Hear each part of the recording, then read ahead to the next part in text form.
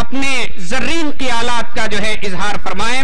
انشاءاللہ اس کے بعد جو ہے یہ جلسے عام کا اختتام ہوگا، اور پھر جو حضرات ابھی آئے ہیں ان کے لیے کھانے کا انتظام جاری و ساری ہے. والنٹیئر سے درخواست ہے کہ وہ جو ہے ان کو کامگاہ میں کھانے کی جگہ لے جائیں، ان کو کھانا وغیرہ کھلائیں، اور اس کے بعد جو ہے جلسہ گاہ میں ان کو لے آئیں. السلام.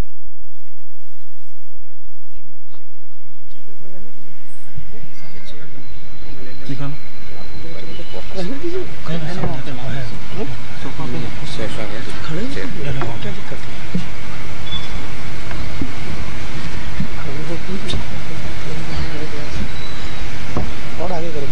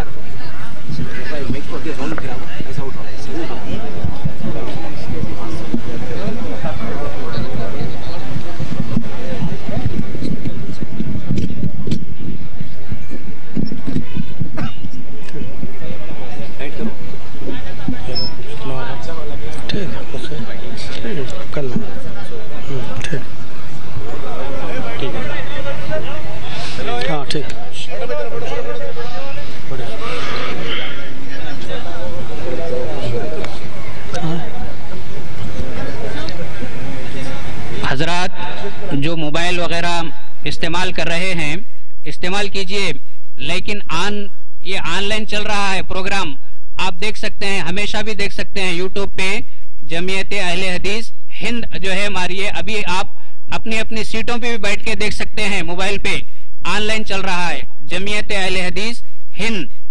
اب آپ جو ہے شیخ کی تقریر میں شور شرابہ وغیرہ نہ کیجئے.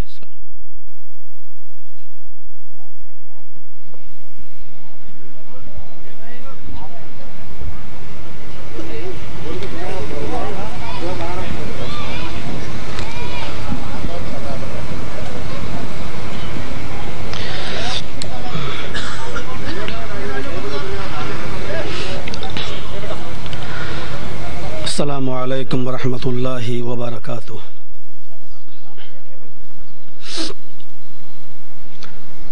الحمد للہ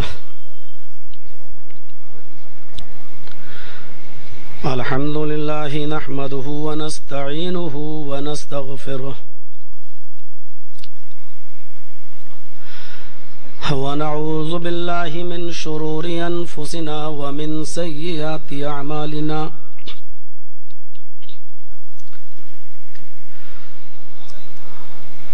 من يهده الله فلا مضل له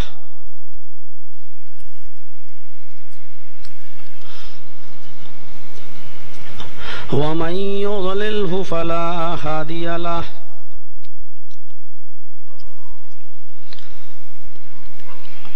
وأشهد أن لا إله إلا الله وحده لا شريك له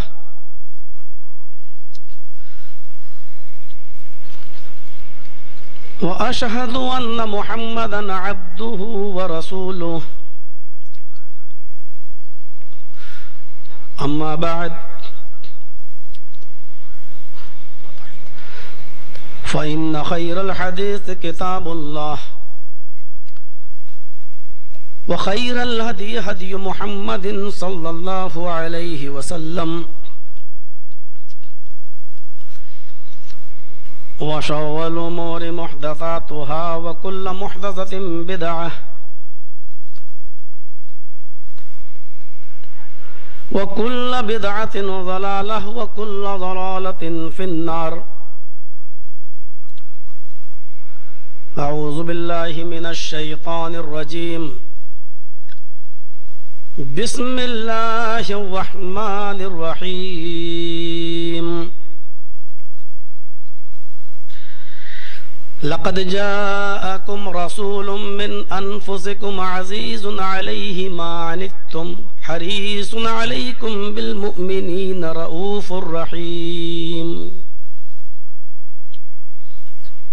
رب اشرح لي صدري ويسر لي أمري واحلل عقدة من لساني يفقهوا قولي.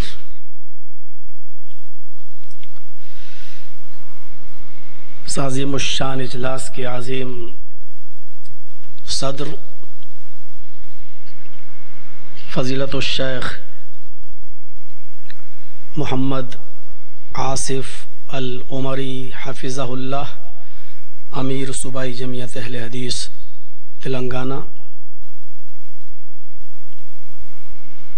فضیلت الشیخ محمد حسین المدنی حفظہ اللہ ناظم اعلیٰ صوبائی جمعیت اہل حدیث تلنگانہ، محترم ناظم اجلاس جناب نذیر احمد العمری حفظہ اللہ، نائب ناظم صوبائی جمعیت اہل حدیث تلنگانہ، اور ہمارے رفیق سفر جو حیدرآباد سے یہاں تک مجھے لے کے آئے فضیلت الشیخ جناب حافظ عبد الغنی العمری حفظہ اللہ، دیگر اسٹیج پر تشریف فرما نہایت ہی معقر علماء کرام اور قرب و جوار اطراف و اکناف سے تشریف لائے ہوئے محترم سامعین حضرات، ایک سائٹ میں بیٹھی ہوئی پردہ نشین اسلامی خواتین، پیاری ماں اور بہنوں، قوم و ملت کے لائق بر نوجوانوں، موضوع تو ہے ایک مرکزی موضوع اصلاح معاشرہ، اور اس موضوع کا بھی ایک حصہ جو مجھے دیا گیا کہ موجودہ دور میں مسلم نوجوان لڑکوں اور لڑکیوں کی تربیت۔ میں یہاں جب پہنچا تو حافظ عبد الغنی صاحب اور نذیر احمد صاحب یہاں بیٹھے، ان کے ساتھ میں نے ڈسکس کی، حالانکہ بہت ہی اچھا موضوع ہے، میرا فیوریٹ موضوع ہے۔ میں نے بہت ہی معذرت کی اور کہا کہ میری کچھ پریشانیاں ہیں اور کچھ مجبوریاں ہیں جس کی وجہ سے میں اس موضوع کو ٹچ نہیں کر سکتا۔ ابھی کچھ دن پہلے یو پی کے اندر میں نے اس موضوع پر کچھ ڈسکس کی، اور آج کل جو ایک ماحول بنا ہوا ہے کورٹ وغیرہ میں جو اپلیکیشنیں گئی ہیں، اور باقاعدہ مسلم لڑکیوں کی طرف سے یہ اپلیکیشن گئی ہے کہ میں اپنی مرضی کے ساتھ، اپنی مرضی سے میں فلاں لڑکے کے ساتھ نکاح کرنا چاہتی ہوں، میرے نکاح کے موقع پر میرے ماں باپ روڑا بنیں گے، لہٰذا میں پہلے ہی اپلیکیشن دے رہی ہوں کہ میرے ماں باپ کی مرضی کو کوئی دخل نہ ہو۔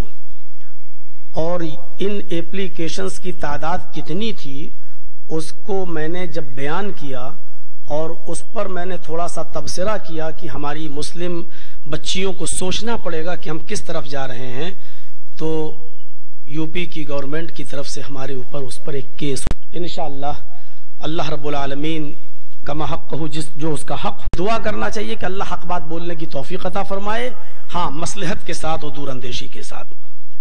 بہت دور کا سفر کرتے ہوئے میں سیدھے آج آپ کے سامنے آیا ہوں۔ کل کا پروگرام تھا صاحب گنج کا ایک گاؤں ہے لال بتھانی، جو لوگ بہار بنگال کے سے تعلق رکھتے ہوں گے ان کو اچھی طریقے سے معلوم ہوگا کہ لال بتھانی کا علاقہ ایسا ہے کہ جب آپ کٹھیار کے علاقے سے جائیں گے تو یہاں سے جب آپ باگڈورا اتریں گے تو باگڈورا سے آپ کو تقریباً 250 کلومیٹر کا سفر کر کے آپ کو کٹھیار منہاری جانا پڑے گا، اور وہاں سے ایک ناؤ چلتی ہے اسٹیمر ٹائپ کی، اس میں جنریٹر وغیرہ لگا ہوتا ہے، پھر اس ناؤ پہ بیٹھ کے آپ کو 1.5 گھنٹے کا سفر طے کرنا پڑے گا، تب آپ کے پاس وہ گاؤں آئے گا لال بتھانی۔ رات کے 1 بجے کل ہمیں وہاں ٹائم ملا، 3 بجے پروگرام ختم ہوا، 4 بجے وہاں سے چلے، 6 بجے پھر منہاری پہنچا، منہاری سے 6 بجے پھر گاڑی ریزرو کی، پھر باگڈورا آیا، اور 11 بجے کی فلائٹ وہاں سے پکڑ کے 1:30 بجے حیدرآباد آیا اور پھر شام تک یہاں پہنچا، مغرب کا وقت ہو چکا تھا۔ اتنا لمبا سفر طے کر کے پھر فوراً پروگرام میں شرکت کر لینا، میرے بھائیوں، یہ بھی ایک بہت بڑی بات ہے۔ اللہ تبارک و تعالیٰ مجھے ہمت دے اور سارے علماء کو ہمت عطا فرمائے۔ تو میں اپنی بات کو شروع کرتا ہوں۔ قرآن کریم کی یہ آیت جو میں نے آپ کے سامنے پڑھی ہے، اللہ رب العالمین نے جناب محمد رسول اللہ صلی اللہ علیہ وسلم کی ایک صفت کا تذکرہ کیا ہے۔ پہلے تو یہ بتایا کہ لقد جاءکم رسول من انفسکم، تمہارے درمیان جو رسول تشریف لائے ہیں، جو آ چکے ہیں، وہ تمہارے ہی جنس سے ہیں۔ عزیز علیہ ما عنتم حریص علیکم بالمؤمنین رؤوف الرحیم، تمہاری مضرت کی خبر ان کو پریشان کر دیتی ہے، تمہیں جب کوئی تکلیف پہنچتی ہے تو تمہاری تکلیف اس رسول پر، اس نبی پر شاق گزرتی ہے۔ حریص علیکم، تمہاری منفعت کے وہ خواہش مند رہتے ہیں۔ بالمؤمنین رؤوف الرحیم، اور مومنوں کے ساتھ ان کا معاملہ نہایت رحم و کرم کا معاملہ ہے، نہایت مہربانی کا معاملہ ہے۔ اس آیت میں دیکھیے، پہلی چیز تو یہ بتائی جا رہی ہے کہ محمد رسول اللہ صلی اللہ علیہ وسلم کو کسی دوسری دنیا کا انسان تصور نہ کیا جائے، وہ تمہاری دنیا کے انسان ہیں، تمہارے جنس سے ہیں۔ اس آیت کے ٹکڑے کے اندر عقیدے کی بھی اصلاح کر دی گئی ہے۔ لقد جاءکم رسول من انفسکم، تمہارے درمیان ایک پیغمبر آئے ہیں، تمہارے درمیان جو رسول آئے ہیں وہ تم ہی میں سے ہیں، وہ بھی انسان ہیں۔ اٹھنے میں، بیٹھنے میں، لیٹنے میں، سونے میں، جاگنے میں، کھانے میں، پینے میں، چلنے میں، پھرنے میں، شادی بیاہ میں، بیوی میں، بچوں میں، الغرض ایک انسان کو جو تمام ضروریات پیش آتی ہیں، ان تمام ضروریات میں وہ تمہارے ہی جنس سے ہیں۔ تم اٹھتے بیٹھتے ہو، وہ بھی اٹھتے بیٹھتے، تم چلتے پھرتے ہو، وہ بھی چلتے پھرتے، تم کھاتے پیتے ہو، وہ بھی کھاتے پیتے تھے، تمہیں بیماریوں اور شفا ہوتی ہے، ان کو بھی بیماری ہوتی تھی اور شفا بھی ملتی تھی۔ تم شادی اور بیاہ کرتے ہو، انہوں نے بھی شادی اور بیاہ کی۔ جس طرح تمہارے ماں باپ ہوتے ہیں، ان کے بھی باپ عبداللہ اور ان کی بھی ماں آمینہ تھی، کوئی فرق نہیں تھا انسان ہونے کی حیثیت سے، وہ جنس سے، تمہاری جنس سے تھے۔ لقد جاءکم رسول من انفسکم، تمہاری جنس سے تھے، جو چیزیں تمہیں پیش آتی ہیں وہ ان کو بھی پیش آتی تھیں۔ اور اصل اختلاف یہی تو تھا، جب اللہ کے نبی صلی اللہ علیہ وسلم نے لوگوں کے سامنے اور عرب کے کفار کے سامنے جب دعویٰ کیا کہ میں اللہ کا نبی بنا کر بھیجا گیا ہوں، اللہ کا رسول بنا کر بھیجا گیا ہوں، تو مجھے اللہ کا رسول مانو، اللہ کا پیغمبر مانو، تو کافرین مکہ نے ہنستے ہوئے یہی تو کہا تھا، یہ کیسا نبی ہے، یہ کیسا رسول ہے، اپنے آپ کو رسول بھی کہتا ہے اور ہماری طرح اٹھتا بیٹھتا بھی ہے، چلتا پھرتا بھی ہے، کھاتا پیتا بھی ہے۔ وہ بڑے تعجب سے کہتے تھے، ما لہذا الرسول یاکل الطعام ویمشی فی الاسواق، اس نبی کو کیا ہو گیا ہے، اس رسول کو کیا ہو گیا ہے جو ہماری طرح بازاروں میں چلتا پھرتا ہے اور ہماری طرح کھاتا پیتا ہے، اس کو کیا ہو گیا؟ ان کے تصور میں یہ چیز تھی، جو رسول ہوگا وہ بازاروں میں ہماری طرح چلے گا پھرے گا نہیں، کھائے گا پیے گا نہیں، یہ کھاتے پیتے ہیں، چلتے پھرتے ہیں، اس لیے نبی نہیں۔ اور ہمارے ہاں ایک بہت بڑا طبقہ کیا تصور کرتا ہے، وہ کیا کہتا ہے، وہ یہ کہتا ہے کہ واہ صاحب، رسول انسان کیسے ہو سکتا ہے، پیغمبر انسان کیسے ہو سکتا ہے، ہم محمد رسول اللہ صلی اللہ علیہ وسلم کو رسول مانتے ہیں، انسان نہیں. اور عرب کے لوگ انسان مانتے تھے، رسول نہیں. لیکن مسلم ہونے کے لیے، مومن ہونے کے لیے دونوں ضروری ہے. نبی اکرم کو رسول بھی ماننا ہے اور انسان بھی ماننا ہے. اور اسی کو اللہ کے رسول نے کلمے کے اندر بھی پیش کر دیا، اشہد ان محمدن عبدہ ورسولہ. رسول بعد میں مانو، پہلے مجھے اللہ کا بندہ مانو اور اس بات کا اقرار کرو، اس بات کی گواہی دو کہ میں گواہی دیتا ہوں کہ یقیناً محمد رسول اللہ صلی اللہ علیہ وسلم اللہ کے بندے اور اس کے رسول ہیں. لقد جاءکم رسول من انفسکم عزیز علیہ ما عنتم. تمہارے درمیان جو رسول آئے ہیں، جو پیغمبر آئے ہیں، وہ تمہاری جنس سے ہیں، تمہاری نسل سے ہیں. اٹھنے بیٹھنے، کھانے پینے، چلنے پھرنے میں، شادی بیاہ میں وہ تم سے الگ نہیں ہے. اب آپ یہ کہو کہ واہ صاحب اپنے جیسا کیسے کہہ رہے ہو آپ؟ نہیں، یہیں سے غلط تصور پیدا ہوتا ہے. انسان ہونے میں ہماری طرح تھے، لیکن مقام و مرتبے میں، درجے میں نبی اکرم کی شان میں صرف اتنا ہی کہا جا سکتا ہے، عرش پر اللہ ہے. اور اللہ کے بعد پھر یہ جملہ یاد رکھیے، اللہ کے بعد کائنات کی سب سے بڑی ہستی، کائنات کا سب سے بڑا مقام والا انسان، کائنات کا سب سے بڑا درجہ اگر کسی کو دیا جا سکتا ہے تو اس درجے کے حقدار ہیں صرف جناب محمد رسول اللہ صلی اللہ علیہ وسلم. مختصر میں، شارٹ کٹ میں بس اتنی سی بات کہی جا سکتی ہے. ہم نے کہاں اپنے جیسا مانا ہے؟ اٹھنے میں، بیٹھنے میں، لیٹنے میں، سونے جاگنے، کھانے پینے، چلنے پھرنے، شادی بیاہ، بیماری، دکھ درد، تکلیف میں اپنے جیسا مانا ہے. ہمارے دو ہاتھ ہیں، محمد رسول اللہ کے بھی دو ہاتھ تھے. ہمارے دو پیر ہیں، محمد رسول اللہ کے بھی دو پیر تھے. ہماری دو آنکھیں، نبی اکرم کی بھی دو آنکھیں تھیں. ہم چلتے پھرتے ہیں تو محمد رسول اللہ صلی اللہ علیہ وسلم بھی چلتے پھرتے ہیں. ہمیں اور آپ کو دکھ و تکلیف پہنچتا ہے تو محمد رسول اللہ کو بھی پہنچتا تھا. ہمیں اپنی اولاد کے خاتمے پر، کسی کے انتقال پر درد ہوتا ہے، محمد رسول اللہ کو بھی اپنی اولاد کے خاتمے پر تکلیف ہوئی تھی، دکھ ہوا تھا، اور اس کا اظہار بھی آپ نے یوں کیا تھا، ان العین تدمع والقلب يحزن ولا نقول الا ما يرضي ربنا وانا بفراقك لمحزونون. یہ کہہ کر آپ نے اس دکھ کا اظہار کیا تھا، اے میرے بیٹے ابراہیم، تیری جدائی سے میری آنکھیں اشک بار ہیں. والقلب يحزن، اور میرا دل غمگین ہے. لیکن ہم اپنی زبان سے ایسے جملے ادا نہیں کریں گے جس سے ہمارا پروردگار ناراض ہو جائے، جس سے ہمارا مولا ناراض ہو جائے، جس سے ہمارا رب ناراض ہو جائے. یعنی رب کے ناراض کرنے والے جملے ہم اپنی زبان سے ادا نہیں کریں گے. لیکن باپ کو ایک فطری محبت ہوتی ہے، اس فطری محبت کا تقاضا یہ ہے کہ تیری جدائی سے میں مغموم ہوں، تیری جدائی سے میں ضرور غمناک ہوں. اپنی بیٹی رقیہ کے انتقال پر بھی آپ نے غم کا اظہار کیا تھا. اپنے بیٹے عبداللہ کے انتقال پر بھی آپ نے غم کا اظہار کیا تھا. آپ کو خوشی بھی ہوئی، آپ کو غم بھی پہنچے.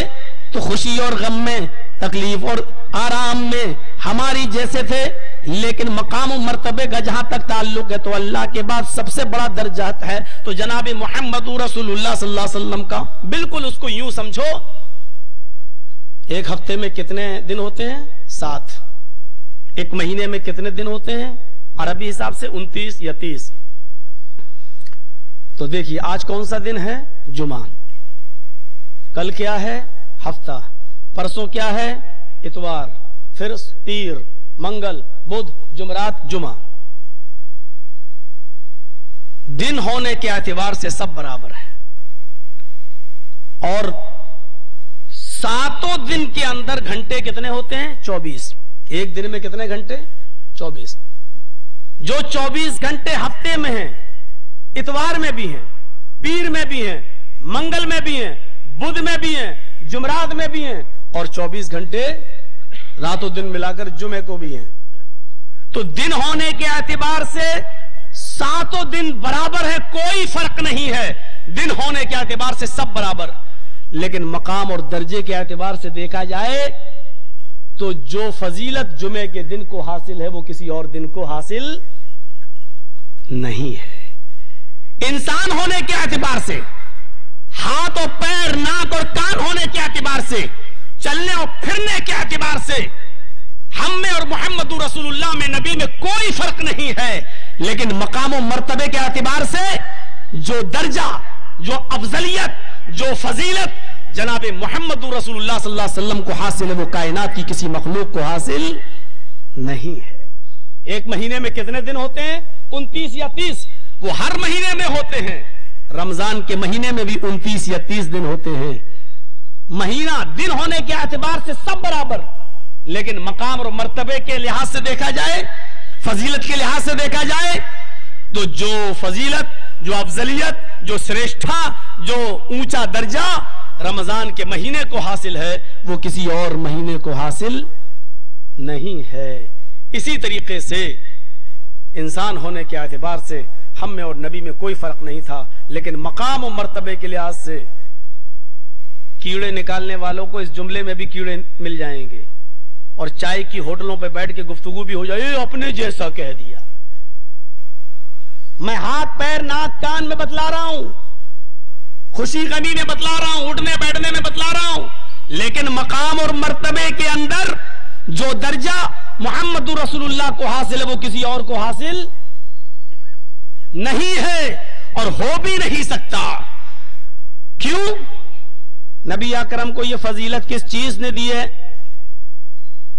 یہ فضیلت عطا فرمائی ہے نزول قرآن نے، کیونکہ قرآن کی برکت سے بہت سی چیزوں کی حیثیتیں بدل گئیں۔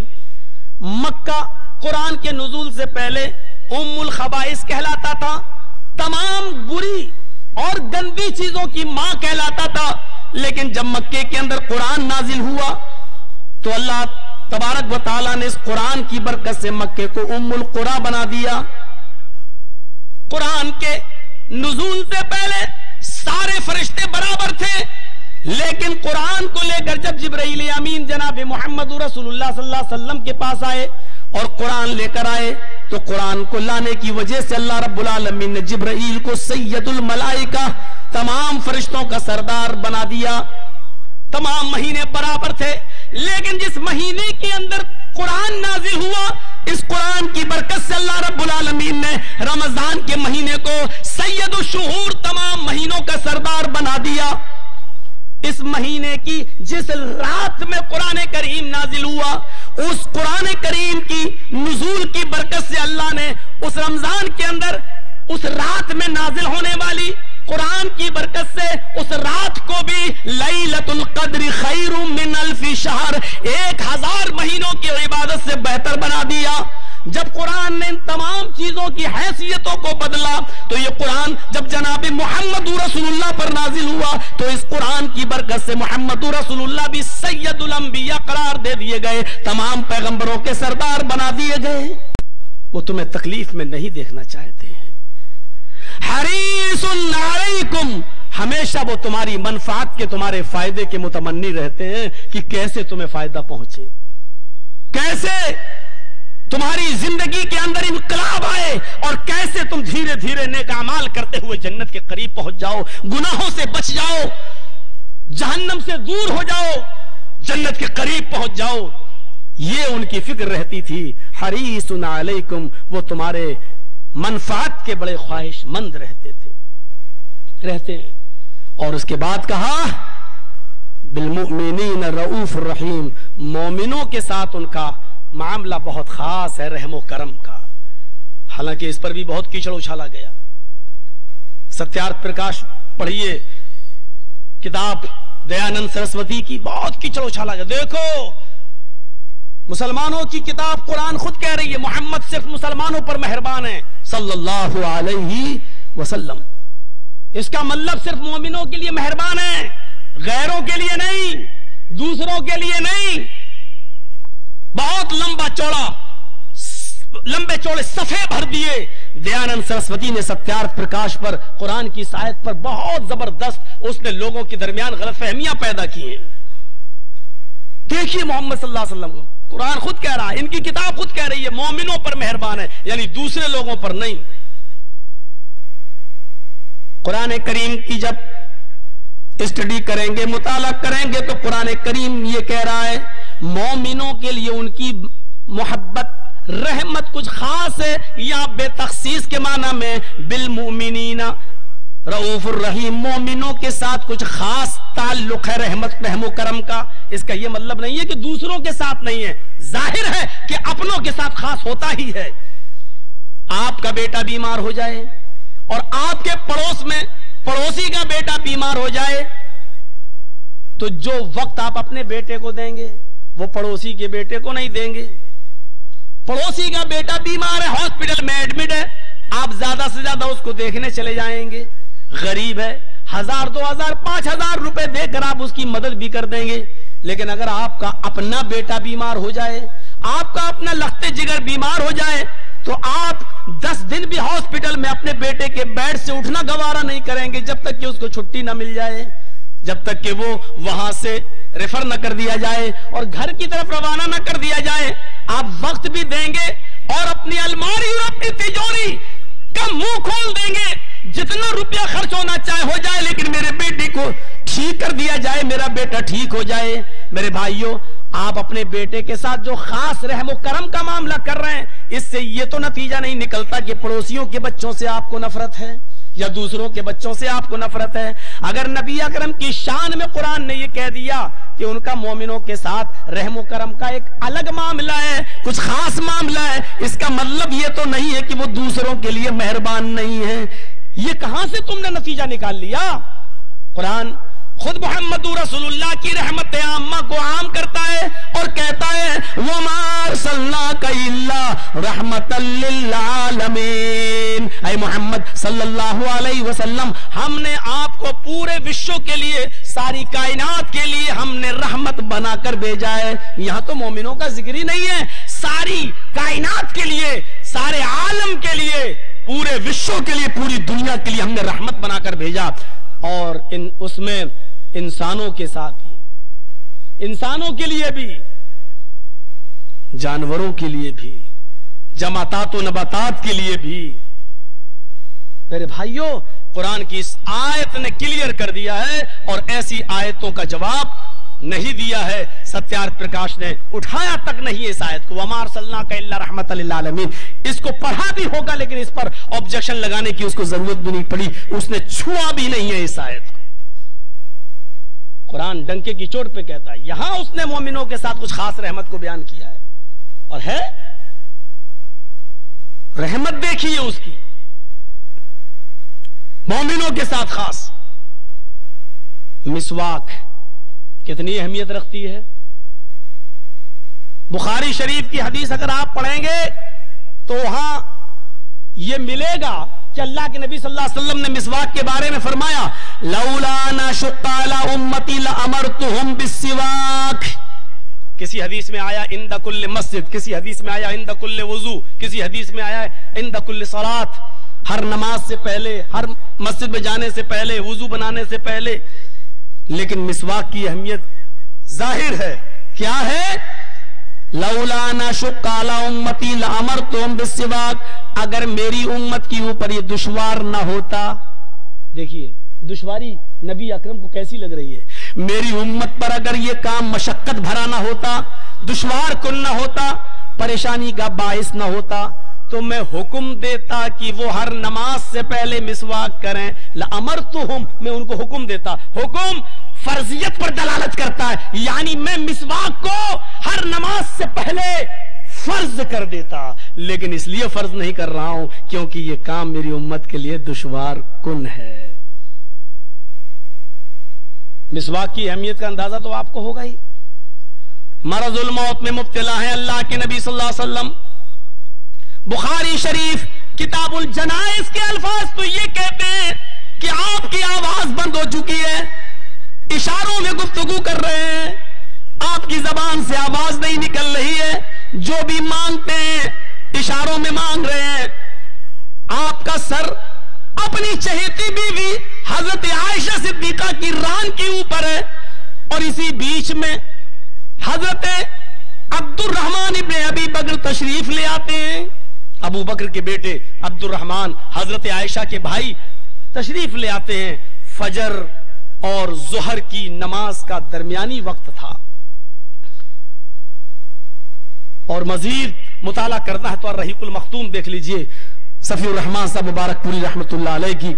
میرے بھائیوں، عبد الرحمان جب گھر میں تشریف لائے اور نبی اکرم کی آواز بند ہو چکی ہے، اشارے سے ہر کام بول رہے ہیں، اشارے سے ہر چیز کی خواہش اشارے سے کر رہے ہیں. عبد الرحمان ابن ابی بکر کی منہ میں مسواک تھی، وہ مسواک کرتے ہوئے اندر داخل ہوتے ہیں. اللہ کے نبی صلی اللہ علیہ وسلم کی نظر عائشہ صدیقہ کے بھائی عبد الرحمان کی مسواک پر پڑی تو جن کی گود میں سر رکھے ہوئے تھے اشارہ کرتے ہیں، عائشہ یہ مسواک مجھے کرنی ہے. حضرت عائشہ صدیقہ نے وہ مسواک لے لی اپنے بھائی سے اور وہ مسواک محمد رسول اللہ کو اپنے شوہر کو دے دی. نبی اکرم صلی اللہ علیہ وسلم نے اس مسواک کو اپنے دانتوں پر کرنا شروع کر دیا، لیکن کمزوری اتنی زیادہ ہو چکی تھی کہ وہ مسواک صحیح سے نہیں کر پا رہے تھے. وہ کڑی نظر آئی، اس کا کڑا پن نظر آیا تو آپ نے وہ مسواک اپنے منہ سے نکال دی اور حضرت عائشہ سے اشارہ کیا کہ تم اس کو اپنے دانتوں سے نرم کر دو، اپنے دانتوں سے پہلے کوچ دو. حضرت عائشہ نے اپنے دانتوں سے اس مسواک کو نرم کر دیا، کوچ دیا، جس پر وہ ہمیشہ فخریہ الفاظ میں کہتی تھی کہ اللہ رب العالمین نے آخری وقت میں مجھے خوشی یہ تھی کہ محمد رسول اللہ صلی اللہ علیہ وسلم کو جب اس دنیا سے اٹھایا تو میرا لعاب اللہ کے نبی کے لعاب سے مل گیا، میری جھوٹی مسواک اللہ کے نبی صلی اللہ علیہ وسلم نے کی ہے. یعنی آخری وقت میں مجھے یہ شرف حاصل ہوا کہ میرے منہ کی مسواک کو اللہ کے نبی نے استعمال کیا، یہ شرف مجھے حاصل ہوا ہے. اما عائشہ ہمیشہ فخریہ الفاظ، فخریہ لہجے میں یہ کہا کرتی تھی کہ مجھے یہ خوش نصیبی نصیب ہوئی جو اور کسی بیوی کو نصیب نہیں ہوئی. جب امی عائشہ نے اس مسواک کو نرم کر دیا تو اللہ کے نبی نے اس مسواک کو اپنے دانتوں سے میں لے لیا اور کرنے لگے. مسواک کرتے کرتے اچانک ہاتھ کی گرفت کمزور پڑ جاتی ہے اور مسواک نبی اکرم کی داڑھی پر گر جاتی ہے اور آپ نے پانی سے بھرے ہوئے پیالے کے اندر اپنے دونوں ہاتھوں کو ڈالا. بخاری شریف کتاب الجنائز کے الفاظ یہ ہیں کہ دونوں ہاتھوں کو پانی پہ ڈالتے اور اپنے چہرے پہ ملتے جاتے، پھر پانی پہ ہاتھ ڈالتے اور اپنے چہرے پر اپنے بدن میں ملتے جاتے اور کہتے جاتے ان للموت سکرات، ان للموت سکرات، ان للموت سکرات. موت کے لیے بڑی پریشانیاں ہیں، موت کے لیے بڑی بے چینیاں ہیں، موت کے لیے بڑی تکلیف ہے. یہ حالت تھی آپ کی. میں اس طرف نہیں جانا چاہتا، صرف بتانا کا مقصد یہ ہے آخری وقت میں جب آپ کی روح قبض سے عنصری سے پرواز ہو رہی تھی اس موقع پر بھی آپ نے مسواک کا اتنا خیال رکھا کہ آخری وقت میں بھی مسواک آپ نے کی ہے، اپنے دانتوں پہ رگڑی ہے، اپنے دانتوں کو مسواک سے آپ نے صاف کیا ہے، یہاں تک کہ مسواک آپ کی داڑھی پر گری، آپ کے سینے پر گری اور آخری جملہ یہ کہتے ہوئے آپ کی زبان سے اللہم بالرفیق الاعلی، اللہم بالرفیق الاعلی یہ کہتے ہوئے آپ اس دنیا سے رخصت ہو گئے. میرے پیارے ساتھیوں، مسواک کی اہمیت کا اندازہ اس بات سے لگایا جا سکتا ہے کہ آخری موقع پر آخری وقت میں بھی آپ نے مسواک کو نہیں چھوڑا. اتنی امپورٹنٹ چیز، اتنی اہمیت کی حامل چیز، لیکن نبی اکرم کی رحمت کا تقاضا دیکھو جو مومنوں کے ساتھ کچھ خاص ہے. اتنی امپورٹنٹ چیز آپ چاہتے تو فرض کر سکتے تھے، لیکن آپ نے فرمایا نہیں، لولا نشق علی امتی لامرتم بالسواک. اگر میری امت پر دشوار نہ ہوتا، مشکل نہ ہوتا ہر فرض نماز سے پہلے مسواک کا کرنا، تو میں ان کو ہر فرض نماز سے پہلے مسواک کرنے کا حکم دیتا، بغیر مسواک کے نماز کو ناجائز قرار دے دیتا، مسواک کے بعد ہی نماز کو جائز قرار دیتا، میں مسواک کرنا ان پر فرض کر دیتا. لیکن مجھے معلوم ہے کہ یہ کام میری امت پر دشوار کن ہے. ظاہر ہے گاؤں دیہات کے لوگ تو پیڑ پہ چڑھیں گے، مسواک توڑ لیں گے، کر لیں گے، لیکن شہر والے کہاں جائیں گے؟ کہاں جائیں گے؟ اور آج کل دیکھ لیجئے بمبئی، دلی، لکھنؤ اور آپ کا حیدرآباد، دور دور تک درختوں کا پتہ نہیں چلتا ہے، دیہات جنگلوں کا پتہ نہیں چلتا ہے. یہ لوگ کہاں جاتے، مسواک کیسے کرتے، کیسے لاتے؟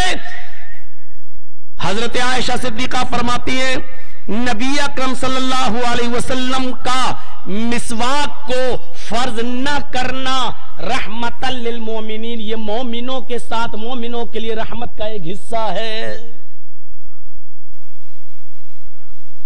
یہ محبت تھی، یہ رحمت تھی نبی کی مومنوں کے ساتھ. اتنے مشفق اور اتنے مہربان نبی کی ہم قدر نہیں کرتے. یہاں سے ہم ٹرن لے سکتے ہیں. بہت سے واقعات ہمارے ذہن میں گونج رہے ہیں کہ یہاں سے ہم ٹرن لے لیں اور گھوم جائے دوسری طرف اور آ جائے اس میں اشارہ اصلاح معاشرے کا بھی، لیکن پھر وہی مجبوری ہمارے ساتھ، وہ بھی ہمارے دماغ میں آ جاتی ہے. کیسی رحمت! کیا یہ رحمت کا ایک حصہ نہیں تھا جناب محمد رسول اللہ صلی اللہ علیہ وسلم کا؟ جب لڑکیاں پیدا ہوتی تھی اور زندہ دفن کر دی جاتی تھی، اور بعض صحابہ نے جب اپنی بیٹیوں کو دفن کرنے کی داستان جناب محمد رسول اللہ کو سنائی تو آنکھوں میں آنسو آ گئے اور روتے ہوئے آپ نے فرمایا بس اب محمد کا کلیجہ پھٹا جا رہا ہے، اب برداشت نہیں ہوتا. پھر آپ نے حکم نافذ کیا. پڑھیے سنن نسائی، دیکھیے ابن ماجہ کی صفحات پر یہ منظر کہ اللہ کے نبی صلی اللہ علیہ وسلم نے حکم نافذ کیا. اے عرب کے کافرو، اگر تمہیں اپنی بیٹیوں کا باپ کہلانے میں شرم آتی ہے، اپنی بیٹیوں کا باپ بننے میں شرم آتی ہے، اپنی بیٹیوں کا باپ کہلانے میں شرم آتی ہے، اپنی بیٹیوں کی شادی کر کے کسی کو اپنا داماد بنانے میں شرم آتی ہے، تو تمہارے گھر میں جتنی بچیاں پیدا ہوتی جائیں ان تمام بچیوں کو مجھے دیتے جاؤ. میں ان کی پرورش کروں گا، میں ان کو پالوں گا، ان کو کھلاؤں گا، پلاؤں گا، بڑا کروں گا اور ان کی شادیاں بھی کراؤں گا. میرے پیارے ساتھیوں، محمد رسول اللہ صلی اللہ علیہ وسلم نے صنف نازک کے لیے یہ حکم نافذ کر دیا. تمہیں اگر ان لڑکیوں کا باپ بننے میں اور ان کا نکاح کرانے میں شرم آتی ہے تو مجھے دیتے جاؤ. اب یہاں پر ہماری بہنوں کو، ہماری ماں کو، ہماری قوم کی بیٹیوں کو سوچنا چاہیے کہ جس نبی نے تمہیں زندہ دفن ہونے سے بچانے کے لیے عرب کے کافروں کے سامنے اپنا دامن پھیلا دیا ہو اور بھیک سی مانگی ہو کہ تمہارے گھر میں جتنی بچیاں پیدا ہوتی جائیں مجھے دیتے جاؤ، میں ان کی پرورش کرنے کے لیے تیار ہیں. تم اپنے اس مشفق رسول کے ساتھ، اس مہربان نبی کے ساتھ تمہارا سلوک کیا ہے؟ معاشرے کے اندر تم رہتی ہو، کتنا موبائل چلاتی ہو، کتنا فون استعمال کرتی ہو، کتنا فیس بک چلا رہی ہو، کتنے واٹس ایپ پر چیٹنگ کر رہی ہو، کتنے کالج میں پڑھنے والے لڑکوں کے ساتھ تمہاری دوستی چل رہی ہے. الغرض یہ تمام چیزیں بیان میں آ سکتی ہیں. یہاں پر بھی رسول کی رحمت کو اپنے سامنے تمہیں رکھنا پڑے گا کہ اس مہربان نبی نے تمہارے لیے کیا نہیں کیا، اور تم آج اس نبی کی تعلیمات پر بلڈوزر چلاتی ہو، اپنے پیروں سے روندتی ہوئی چلی جاتی ہو. کیا تم نے سورہ مریم نہیں پڑھی؟ حضرت مریم کا واقعہ نہیں پڑھا؟ حضرت زکریا جب محراب میں داخل ہوئے اور وہ حضرت مریم کی کفالت کر رہے تھے، مریم کے پاس بے موسم پھل دے کے، سیب کا موسم نہیں تھا سیب دیکھا، جس پھل کا موسم نہیں تھا وہ بے موسم پھل دے کے، تو حضرت زکریا کو ڈاؤٹ ہو گیا. پوچھنے لگے انا لکی ھذا، کہاں سے آیا یہ سب؟ یہ پھلوں کا تو موسم نہیں ہے، پھر تیرے پاس یہ پھل کہاں سے آئے؟ وہ بھی نیک تھی، ایک منٹ بھی نہیں لگایا. قالت ہوا من عند اللہ، آئے میرے سرپرست مجھے شک کی نظروں سے مت دیکھو، میری اوپر شک کی سوئی مت دوڑاؤ.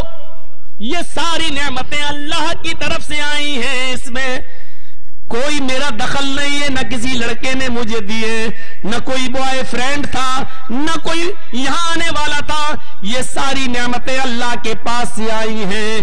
جب حضرت مریم سے ان کے سرپرست سوال کر سکتے ہیں بے موسم پھل کیسے آیا، ان کا حساب لیا جا سکتا ہے. میری بیٹیوں، میری بچیوں اور میری بہنوں، میری قوم کی ماں اور بہنوں، سچ اور ایمانداری کے ساتھ بتاؤ، وہ مریم جو آگے چل کر عیسیٰ کو جنم دیتی ہے، جب اتنی نیک خاتون کا حساب، اس کا پرسنل حساب جب اس کا سرپرست زکریا لے سکتا ہے، تو کیا تمہارے ماں باپ تم سے یہ حساب نہیں لے سکتے ہیں کہ یہ کاپی تمہارے پاس کہاں سے آئی؟ تم گھر سے 10 کتاب لے کے گئی تھی، یہ 11ویں کتاب تمہارے پاس کہاں سے آئی؟ تمہارے موبائل میں بیلنس نہیں تھا، تمہارے موبائل میں یہ بیلنس کہاں سے آیا؟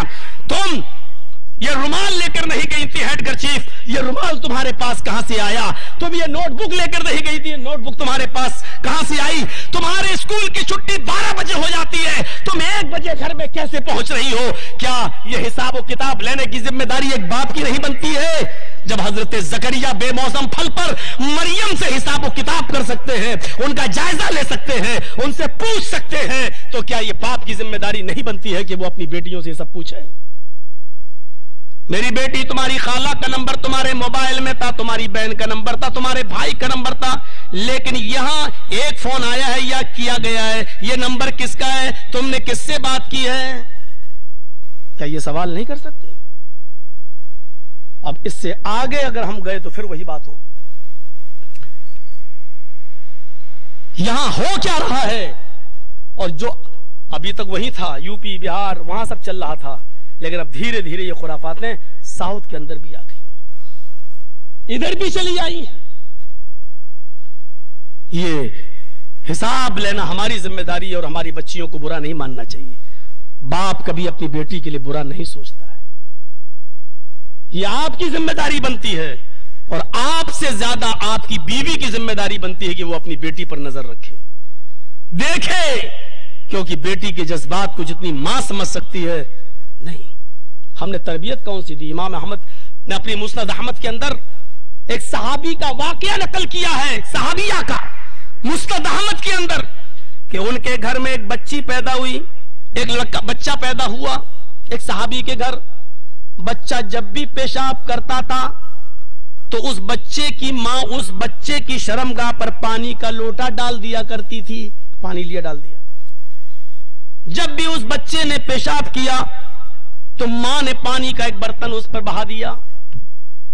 उस सहाबिया का बयान है, जिस दिन मेरा बेटा चलने के लायक हुआ, पहला दिन था, खड़ा हुआ और चलने लगा, पहला दिन, और मेरी मां नजर रखे हुए, मेरा बेटा पहला दिन जब अपने पैरों के बल खड़ा हुआ और चलने लगा और मेरे बच्चे को पेशाब लगा, तो मेरे बच्चे ने मुझसे पानी नहीं मांगा, बल्कि पानी का एक छोटा सा बर्तन उठाया और खुद पानी लेकर चला गया और बैठ गया।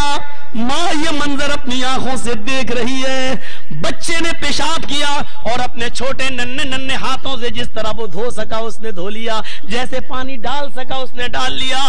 मां चीख कर कहती, अल्लाह की कसम मेरी मेहनत कामयाब हो गई, अल्लाह की कसम मेरी तरबियत रंग लाई, अल्लाह की कसम मैंने अपने बच्चे के सिलसिले में तरबियत का जो पहलू अपनाया था मैं उसमें कामयाब हो गई। मेरे भाइयों, इस मंजर को देखकर हमारी कौम की बेटियां बताएं, उन्होंने अपने बच्चों की तरबियत ऐसे की है। स्कूलों में, कॉलेजों में, यूनिवर्सिटियों में आप अपने बच्चे को बीए करा सकती हो, एमए करा सकती हो, एमफिल करा सकती हो, पीएचडी करा के डॉक्टर बना सकती हो, एमबीबीएस एमएस करा के सर्जन बना सकती हो, एमबीबीएस एमडी करके एक अच्छा डॉक्टर बना सकती हो, लेकिन जो तरबियत मां दे सकती है वो एमबीबीएस डॉक्टरों को स्कूलों में नहीं मिलेगी। बड़े बड़े पीएचडी करने वाले और बड़े बड़े डॉक्टरों को भी मैंने पैंट की चैन खोलकर गधे और कुत्तों की तरह खड़े होकर पेशाब करते हुए देखा है। यूनिवर्सिटियों में वो तरबियत नहीं मिलेगी जो एक मां दे सकती है अपने बच्चों को। मेरे प्यारे साथियों, इसलिए मां का किरदार और बाप का किरदार एक अहम रोल अदा करता है। नौजवान लड़कों के ताल्लुक से इस्लाह का एक पहलू यह भी होना चाहिए, जब मुल्क शाम के अंदर हजरत उमर फारूक के बेटे ने सड़े हुए खजूर और अंगूर से जब वो नबीज बन गई, नशा आ गया और उमर फारूक के बेटे ने वो नबीज पी ली मुल्क शाम के अंदर और उसको नशा आ गया। मुल्क शाम के गवर्नर हजरत आमर इब्न आस ने उमर फारूक के बेटे को तलब किया और 40 कोड़े लगवा दिए, लेकिन जब मदीने में उमर फारूक को पता चला कि शाम के अंदर मेरे बेटे ने शराब पी ली थी, तो स्पेशल घोड़ा मदीने से भेजा और आमर इब्न आस को एक लेटर लिखा कि मेरे बेटे को इस घोड़े पर जल्द से जल्द मदीना रवाना किया जाए। जब वो बेटा मदीने में तशरीफ लाता है, सोचा कि मेरे अब्बू को अवार्ड देंगे, कोई इनाम देंगे। बाप ने اپنے بیٹے کو عمر فاروق رضی اللہ تعالیٰ عنہ نے اپنے بیٹے کو ان کی ماں سے یعنی اپنی بیوی سے نہیں ملنے دیا. آتے کا اس کو حراست میں لے لو. بیٹے کو حراست میں لے لیا گیا. 4 جلاد متعین کر دیے تھے. 4 جلاد پڑھیے الفاروق علامہ شبلی نعمانی کی. 4 جلاد متعین کر دیے تھے اور 4 جلاد سے کہا تھا میرے بیٹے کو 10 کوڑے مارو, یہ تھک جائے گا. پھر دوسرا جلاد آئے, وہ 10 کوڑے مارے, پھر وہ ہٹ جائے. تیسرا جلاد 10 کوڑے مارے. 4 جلاد 40 کوڑے مارے. جب ان لوگ کوڑے لے کر کھڑے ہو گئے تو بیٹے نے سوال کیا, امیر المومنین ہیں آپ, یہ کیسا انصاف ہے؟ میں نے شراب پی بھی لی دھوکے سے, نبیذ مجھے معلوم نہیں تھا کہ اس میں نشہ آ گیا ہے. اگر پی بھی لی تو اس کی سزا عمر ابن عاص نے مجھے دے دی. میں 40 کوڑے ملک شام کے اندر میں کھا کے آ گیا ہوں, پھر مجھے یہاں سزا کیوں دی جا رہی ہے؟ ایک جرم کی ڈبل سزا کیسے دی جا رہی ہے؟ ایک جرم کی ڈبل سزا مجھے کیوں مل رہی ہے؟ حضرت عمر فاروق کہتے ہیں میرے بیٹے یہ سزا میں اس لیے دے رہا ہوں, میں جانتا ہوں کہ تمہیں 40 کوڑے پڑ چکے ہیں, لیکن میرا دل کہتا ہے عمر ابن عاص نے تمہارے ساتھ رعایت برتی ہوگی. وہ 40 کوڑے جتنی زور سے مارنا چاہیے اتنی زور سے نہیں مارے گئے ہوں گے, نہ تو جلاد نے مارے ہوں گے نہ انہوں نے پڑوائے ہوں گے. اس بات کی رعایت کی گئی ہوگی کہ آپ امیر المومنین کے بیٹے ہیں, اس لیے مجھے میرا دل کہتا ہے کہ وہ کوڑے ہلکے ہلکے پڑے ہوں گے. آج میری آنکھوں کے سامنے وہ 40 کوڑے تمہیں دوبارہ لگائے جائیں گے تاکہ کوئی رعایت نہ رہے. میرے بھائیوں, شراب ایک بار وہ بھی دھوکے سے جب پی لی تو حضرت عمر فاروق نے اپنے بیٹے کی اصلاح کے لیے یہ قدم اٹھایا.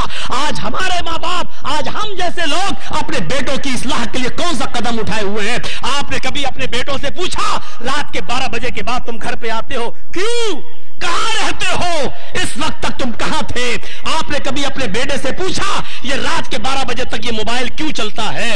یہ جیو اور ایئرٹیل کی طرف سے 2 GB سم جو مل رہا ہے بھرپور اور جو دنادن چل رہی ہے اس کی اسپیڈ, یہ تم کہاں استعمال کرتے ہو؟ کیا کیا چیزیں دیکھتے ہو؟ کن چیزوں میں یہ 2 GB یہ جو 2 GB روزانہ یہ کہاں تم استعمال کر رہے ہو یہ ڈاٹا؟ کبھی آپ نے اپنے نوجوان بیٹوں سے, کبھی آپ نے اپنی اولاد سے اس کا حساب و کتاب لیا؟ نہیں. پھر سوال کرتے ہیں کیا مولانا صاحب تقریر میں ایسی بات بولیے, ماں باپ کا کیا مقام ہے اور کیا درجہ ہے؟ اب بڑھاپے میں دیکھ رہا کہ میری اولاد بگڑ چکی ہے, مجھے پوچھ نہیں رہی ہے, تو اب مولویوں سے تقریریں کروائی جا رہی ہیں ماں باپ کی فضیلت بتاؤ. آپ نے کبھی کیا؟ حضرت عمر فاروق کے پاس ایک باپ آیا اپنے بیٹے کی شکایت لے کے, کہا کہ میرا بیٹا میرا کہنا نہیں مانتا اور میری نافرمانی کرتا. بلایا, ادھر آؤ. بیٹے کو بلایا گیا, بہت ڈانٹا, سخت سو سب کچھ کہہ ڈالا. بیٹے نے کہا ہو گیا؟ کہاں اب میں کچھ بولوں؟ کہ جی. کہا کہ بیٹے کا بھی کچھ حق ہے کہ نہیں ہے باپ کے اوپر؟ کہا ہاں ہے. کہا کیا؟ کہا پہلا حق یہ ہے کہ جب وہ پیدا ہو تو اس کا نام اچھا رکھا جائے. دوسرا حق یہ ہے کہ جب وہ 7 دن کا ہو جائے تو اس کا عقیقہ کیا جائے. تیسرا حق یہ ہے کہ جب بچہ جوان ہو جائے تو دیندار لڑکی کے ساتھ اس کا نکاح کر دیا جائے. کہا پوچھو میرے باپ سے ان تینوں کاموں میں سے کون سا کام کیا ہے؟ اس نے نام بتایا ایک جس کا اردو ترجمہ ہوتا کھٹمل. یہ نام رکھا ہے میرے باپ نے. 7ویں دن میرا عقیقہ بھی نہیں کیا اور میری شادی ایک ایسی بددین عورت سے کرا دی ہے جو مجھے نہ میرے ماں کی خدمت کرنے دیتی ہے نہ باپ کی. میرا کیا قصور ہے؟ اس کے بعد حضرت عمر فاروق نے پھر باپ کی طرف رخ کیا. کہا کہ جب تم اپنی اولاد کا حق ادا نہیں کر رہے ہو تو کیا توقع اور امید رکھتے ہو کہ تمہاری اولاد تمہارا حق ادا کرے گی؟ تصور کرو جب مامون رشید کا عتاب آیا تو فضل برمکی اور یحییٰ برمکی باپ اور بیٹے دونوں کو جیل میں ڈال دیا گیا. جیل میں باپ بوڑھا ہو چکا تھا, باپ کو نماز پڑھنے کے لیے ٹھنڈا پانی نقصان دیتا تھا تو اس کا بیٹا بھی جیل میں تھا. تانبے کے ایک لوٹے میں پانی بھر کر عشاء کی نماز کے بعد, سمجھ لو یہ تانبے کا لوٹا ہے اور اس میں پانی بھر کر عشاء کی نماز کے بعد بیٹا اپنے پیٹ سے کپڑا اٹھا کر اس پیٹ سے لوٹے کو اس بندنے کو لگا لیتا تھا تاکہ فجر کی نماز تک میرے پیٹ کی گرمی سے اس تانبے کے اندر لوٹے میں جو پانی ہے اس میں کچھ حرارت آ جائے، کچھ گرمی آ جائے۔ جب فجر کی نماز کا وقت ہوتا تھا تو وہ اپنے اس لوٹے کو اپنے باپ کو دے دیا کرتا تھا، ابو جلدی سے وضو بناؤ کہیں پانی ٹھنڈا نہ ہو جائے۔ ایسی نیک اولادیں بھی اس دنیا میں گزری ہیں میرے بھائیوں۔ آج ایسی توقعات کون باپ اپنی اولاد سے لگا سکتا ہے؟ کہاں لایا جائے اصلاح کا، کن کن چیزوں کی اصلاح کی جائے؟ کہاں گئی یہ سب، یہ وفاداری کی اور فرما برداری کی یہ شکلیں کہاں چلی گئی؟ ہم اپنی اولاد کا حق ادا ہم نہیں کر رہے تو اولاد آج ہم کو بھی نظر انداز کیے ہوئے ہے۔ یہ تو ضمنی طور پر دو باتیں آئیں، اس لیے کہ یہاں جب ہم آئے اور خود کرسی خطابت پر بیٹھے تو ہمارے کان میں کہہ دیا گیا تھا کہ مولانا صاحب خواتین بھی آئی ہوئی ہیں، ذرا ان کا بھی خیال رکھنا، ورنہ اس موضوع کے اندر ہم اس کو لانا نہیں چاہ رہے تھے، اتنی سی باتیں آ گئی۔ چلیے جو مرکزی موضوع ہے اس کا تھوڑا سا حصہ اس پروگرام میں شامل ہو گیا، اس تقریر میں، اس خطاب میں شامل ہو گیا۔ آئیے، بالمؤمنین رؤوف الرحیم، وہ مومنوں کے ساتھ بڑا مہربان ہے۔ مسواک والی مثال آپ نے دیکھ ہی لی ہے، ایک دوسری مثال بھی آپ کے سامنے رکھ دیتا ہوں۔ بخاری کتاب النکاح کے وہ الفاظ آپ نے دیکھے ہوں گے، 3 صحابیوں کی ایک جماعت اللہ کے نبی صلی اللہ علیہ وسلم کی بعض بیویوں سے ملاقات کرنے جاتی ہے اور پوچھتے ہیں یہ صحابہ اللہ کے نبی کتنا عمل کرتے تھے، کتنا سوتے تھے، کتنا کھاتے، کتنا پیتے، کتنا عبادت کرتے۔ حضرت عائشہ نے پورا واقعہ بیان کر دیا۔ یہ لوگ باہر نکلے اور کہا کہاں اللہ کے نبی، کہاں ہم، رسول تو بخشے بخشائے، وہ تو جنت میں جائیں گے، وہ نماز بھی نہ پڑھے تب بھی جنتی، ہمیں تو اس سے بھی زیادہ عمل کرنا چاہیے۔ 3 صحابہ تھے، تینوں نے 3 باتیں کہیں۔ کہاں صحیح کہہ رہے ہو؟ ایک نے کیا کہا؟ انی اصوم النہار، میں دن میں روزہ رکھوں گا، کبھی نہیں چھوڑوں گا، ولا اترکو ابدا، کبھی نہیں چھوڑوں گا، دن میں روزہ رکھوں گا، کبھی نہیں چھوڑوں گا، یعنی آج کے بعد کوئی روزہ ترک نہیں کروں گا، ہر دن روزہ رکھوں گا، نفلی، ہر دن، کبھی چھوڑوں گا نہیں۔ دوسرے صحابی نے کہا اصلی اللیل، آج کے بعد میں پوری رات عبادت کرتا رہوں گا، رات بھر نمازیں پڑھوں گا، کبھی چھوڑوں گا نہیں، کبھی سوؤں گا نہیں، کبھی سوؤں گا نہیں۔ ایک نے کہا میں دن بھر روزہ رکھوں گا، کبھی چھوڑوں گا نہیں۔ دوسرے نے کہا میں رات بھر عبادت کروں گا، نماز پڑھوں گا، کبھی ترک نہیں کروں گا، کبھی سوؤں گا نہیں۔ تیسرے نے کہا اچھا رات تم نے لے لی، دن تم نے لے لیا۔ تیسرے نے کہا کہ میں دن میں روزہ بھی رکھوں گا اور رات میں نماز بھی پڑھوں گا، اور اعتزل النساء ولا اتزوج، میں اپنی بیویوں سے الگ رہوں گا، اس کے قریب نہیں جاؤں گا، میں نکاح نہیں کروں گا، مطلب میں اپنی بیوی کے قریب نہیں جاؤں گا۔ بیوی کے قریب جاؤ، پھر نہاؤ، پھر بچے ہو جائیں تو ان جھمیلوں میں پڑو، آج کے بعد میں نکاح ہی نہیں کروں گا، یعنی شادی نہیں کروں گا یا بیوی کے قریب نہیں جاؤں گا۔ 3 لوگوں نے 3 قسم کی بات کہی۔ رات بھر کرکٹ دیکھنے والوں اور پوری رات میدان میں لائٹیں جلا کر کرکٹ کھیلنے والوں، سنو، پوری رات کیرم بورڈ میں گزار دینے والوں، سنو، اللہ کے نبی صلی اللہ علیہ وسلم کو جب اس بات کا علم ہوا کہ ان 3 صحابیوں نے ایسا کہا تو آپ ان کے پاس گئے اور آپ نے فرمایا انتم الذی قلتم کذا و کذا، بخاری شریف کی حدیث کے الفاظ، کیا تم ہی وہ لوگ ہو جو ایسا کہہ رہے تھے؟ ہاں، صحابہ دل کے بہت صاف تھے، ہاں ہم ہی نے کہا ہے۔ آپ نے کہا کہ تم اللہ سے زیادہ ڈرتے ہو یا میں؟ نہیں، آپ زیادہ ڈرتے ہیں۔ اچھا یہ بتاؤ، اللہ کا خوف تو، اللہ کا تقوی تمہارے اندر زیادہ ہے یا میرے اندر زیادہ ہے کہ نہیں آپ کے اندر زیادہ ہے؟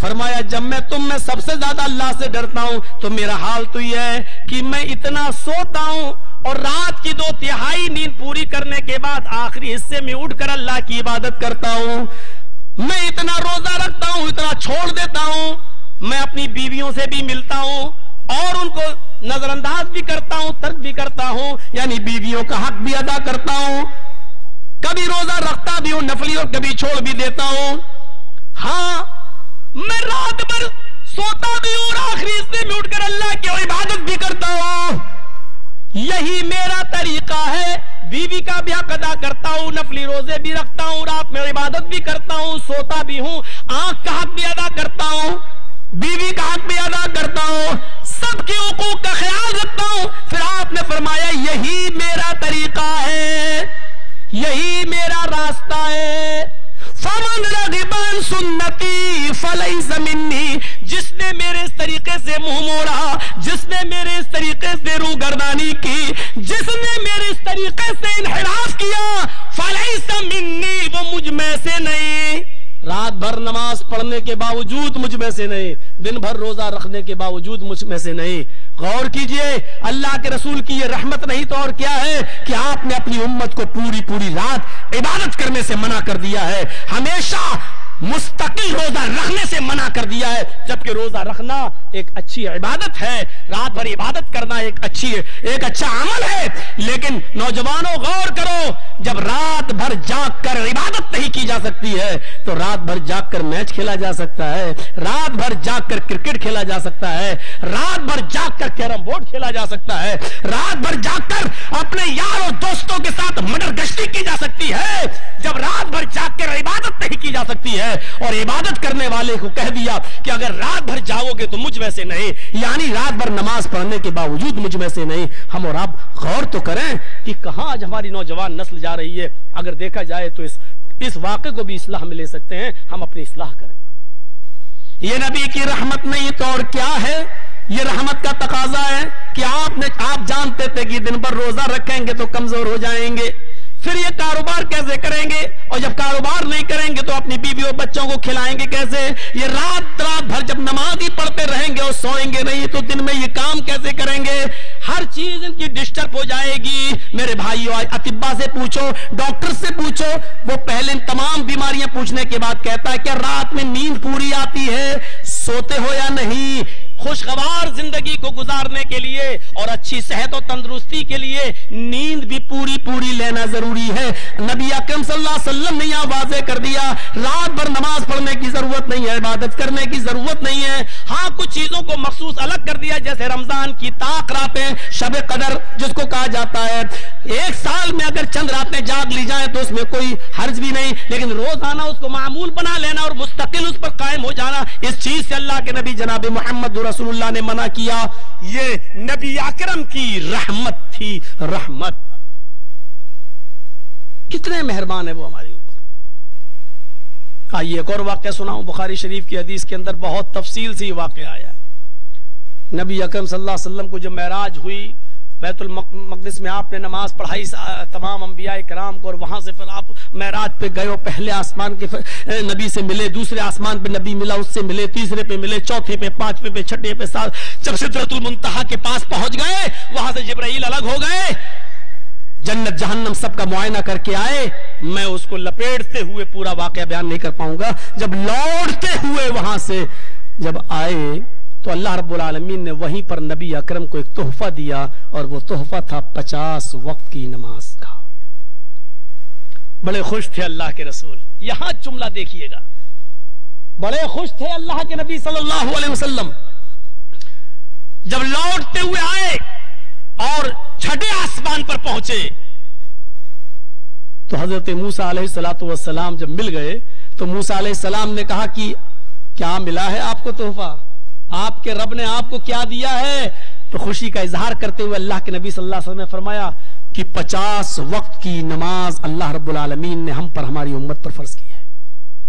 موسیٰ علیہ السلام کہتے ہیں کہ آپ خوش ہو رہے ہیں؟ 50 وقت کی نماز؟ آپ سے زیادہ اس سلسلے میں میں علم رکھتا ہوں، مجھے تجربہ ہے، کیونکہ ہم پر بھی نمازیں فرض کی گئی تھی اور میری امت نے کتنی پڑھی کتنی نہیں پڑھی میں جانتا ہوں۔ اللہ رب العالمین بڑا مہربان ہے، اپنے رب کے پاس دوبارہ جائیے اور کچھ کم کرائیے۔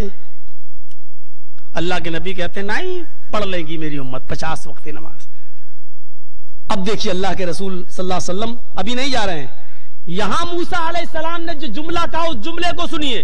موسیٰ علیہ السلام نے کہا ان امتک لا تطیق، اے محمد صلی اللہ علیہ وسلم چلے جائیے، آپ کی امت کے اندر 50 وقت کی نماز پڑھنے کی طاقت نہیں ہے۔ امت کا نام سنا، اللہ اگر یہ 50 وقت کی نماز نہیں پڑھ پائی تو جہنم میں جائے گی، میں کیسے گوارا کر لوں گا یہ دیکھنا کہ میری امت جہنم میں جائے گی۔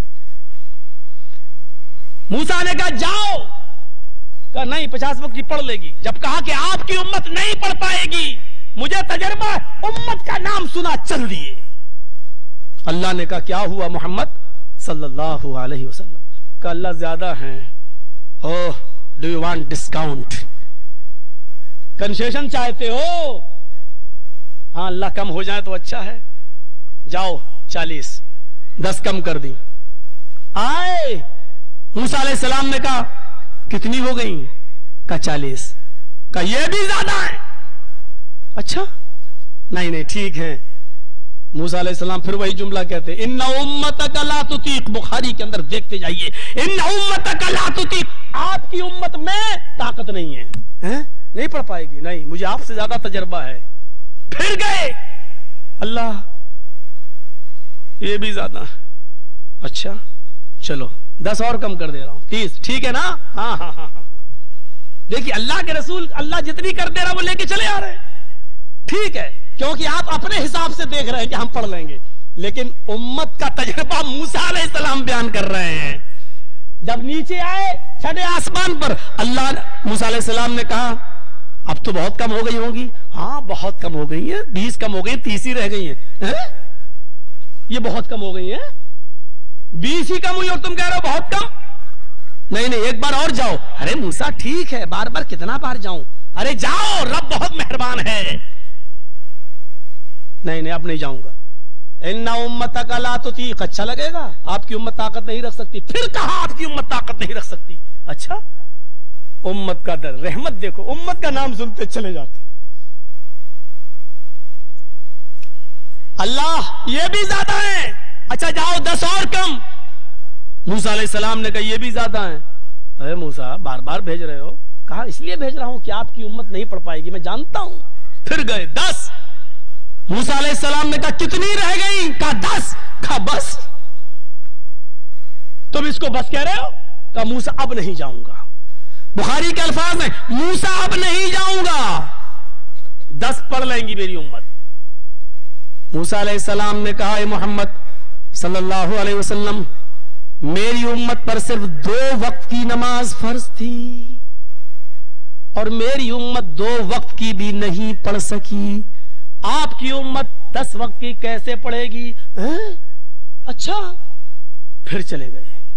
اللہ موسیٰ کہہ رہا کہ میری امت 2 وقت کی نہیں پڑھ پائی, آپ کی امت 10 وقت کی کیسے پڑھے گی؟ اور کم کر دو 5, ٹھیک ہے نا؟ ہاں میں محنت کروں گا, 5 تو پڑھ ہی لے گی. موسیٰ علیہ السلام نے کہا محمد صلی اللہ علیہ وسلم ایک بار اور چلے جاؤ. یہاں اللہ کے نبی قسم کھا لیتے ہیں کہ موسیٰ مجھے بار بار اپنے رب کے پاس جانے میں شرم آتی ہے, 50 سے 5 رہ گئی, انشاءاللہ میری امت پڑھ لے گی. محنت کر رہا, اب میں بار بار نہیں جاؤں گا. کتنی بار جاؤں؟ اب مجھے بار بار اپنے رب کے پاس جانے میں شرم آ رہی ہے. جیسے ہی محمد رسول اللہ کی زبان سے یہ جملہ نکلا, وہاں غیب سے آواز آتی ہے محمد تم مجھ سے شرما گئے, اب میں نے 5 وقت کی نمازیں تم پر, تمہاری امت پر میں نے فرض کر دی ہیں. قسم ہے مجھے اپنے عزت و جلال کی, اگر ایک بار اور آ جاتے تو میں اور کم کر دیتا, لیکن تم شرما گئے.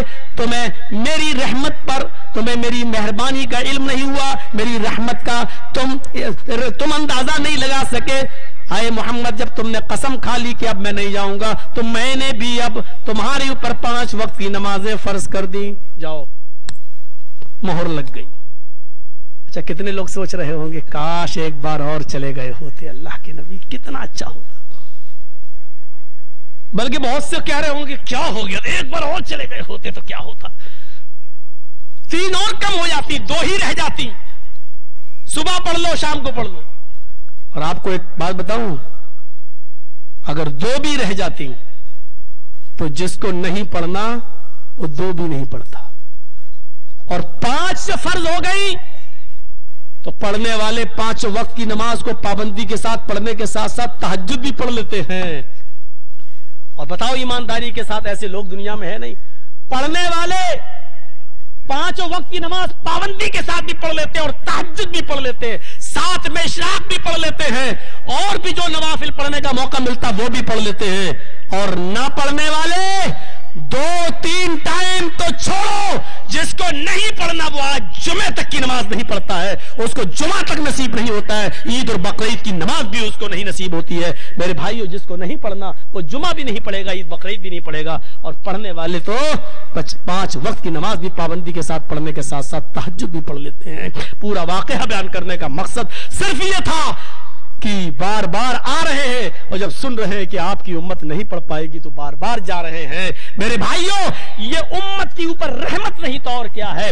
بالمومنین رؤوف الرحیم، مومنوں کے ساتھ ان کا معاملہ بڑا خاص ہے، رحم و کرم کا، مومنوں کے اوپر وہ خاص مہربان ہیں، مومنوں کے ساتھ خاص معاملہ ہے۔ ایک اور واقعہ سنا دیتا ہوں، یہ بھی بخاری کے اندر ہے۔ نبی اکرم صلی اللہ علیہ وسلم فرماتے ہیں کہ اللہ تعالیٰ نے آدم علیہ السلام سے لے کر مجھ محمد رسول اللہ تک جتنے بھی نبی بھیجے، ہر نبی کو دنیا میں ایک اختیاری دعا دی تھی کہ میں تمہاری اور دعائیں قبول کروں یا نہ کروں، لیکن ایک دعا کا اختیار دیتا ہوں، تم جو مانگو گے تمہیں ملے گا۔ اختیار دیتا ہوں، تم مانگو میں تمہیں دوں گا۔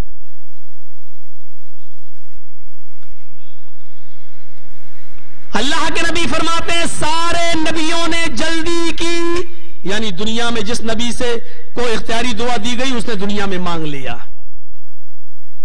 پھر اللہ نے جب مجھے نبی بنایا تو مجھے بھی اختیاری دعا دی گئی، اور مجھ سے بھی کہا گیا کہ ایک دعا تو میں ہر حال میں تمہاری سنوں گا، مانگو کیا مانگتے ہو۔ اللہ کے نبی فرماتے اختبأت دعوتی، لیکن میں نے اپنی دعا کو چھپا لیا،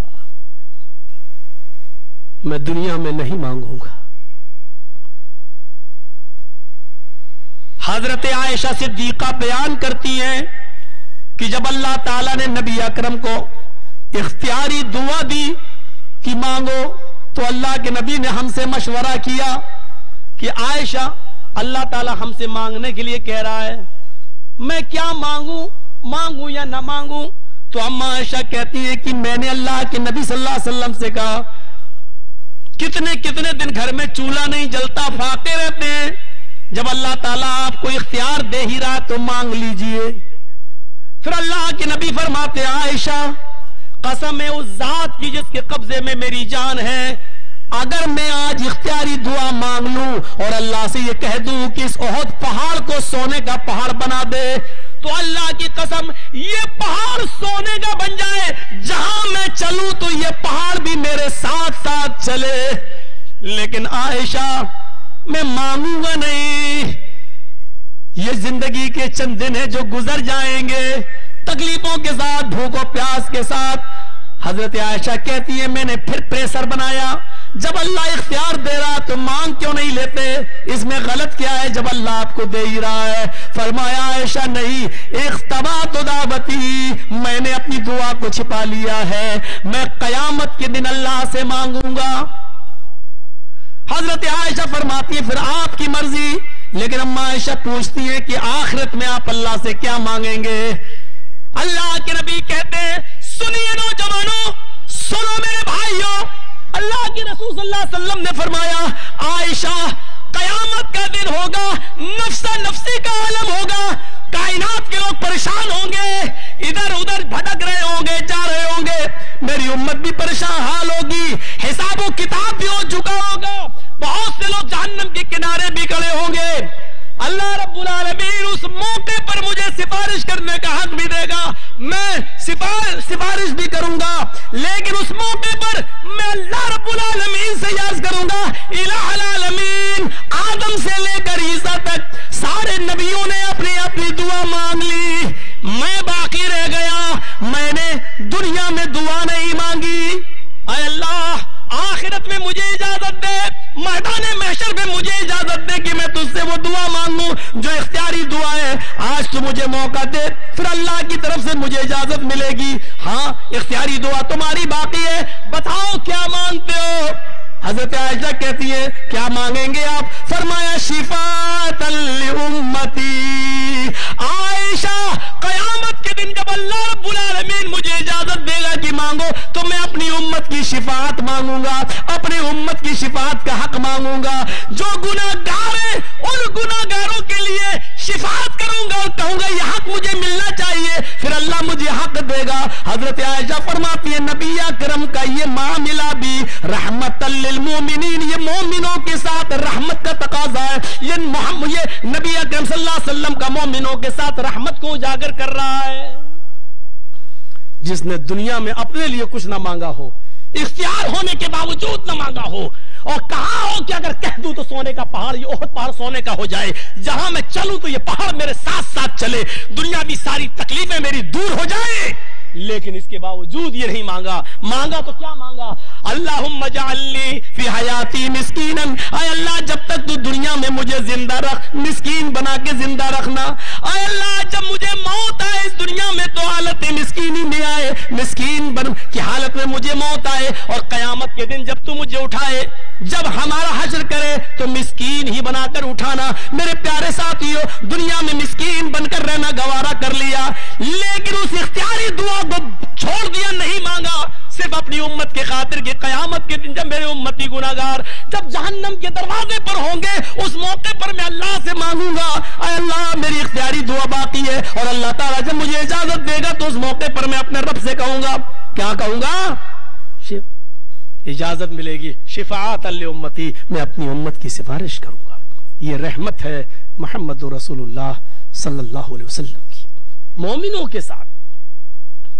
کیسے کیسے منظر آپ کو دیکھنے کو ملیں گے جب آپ حدیث کے صفحات پڑھیں گے، کھولیں گے، دیکھیں گے نبی اکرم کی رحمت مومنوں کے ساتھ کیسی رہی۔